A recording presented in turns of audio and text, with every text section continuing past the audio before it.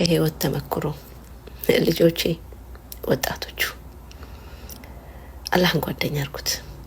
ጀሊሉን ረሂሙን ጓደኛ አርጉት። በነጻ የሚያስተነፍስ ጌታ፣ በነጻ እናንተ እንድንታይ የሚያደርግ ጌታ፣ በነጻ ብዙ ነገር ያደረገልን ጌታ፣ የሰው ልጅ ማድረግ የማይችለውን ነገር የሚያደርግልን ጌታ፣ ረሂሙ አዛኙ ሩሩሁ ጓደኛ አርጉት። እሱኮ ጃጃ ያረግም። እሱኮ ረሂም እኮ ነው። የፈለገ ነገር ብታረጉ እኮ ይመራል እምራለሁ ብሏል። ታዲያ እሱን ለምንድን ነው ጓደኛ ማናረገው? ወደ እሱ ለምንድን ነው ማንጠጋው? ተጠጉ በአላህ በፈጠራችሁ ጌታ፣ በምታምኑትን ጌታ፣ በፈለጋችሁት ሃይማኖቱ ነው። ወደ እሱ ተጠጉ። እኛ የእሱ ነንና ማለት ነው። የሰው ልጅ ነው።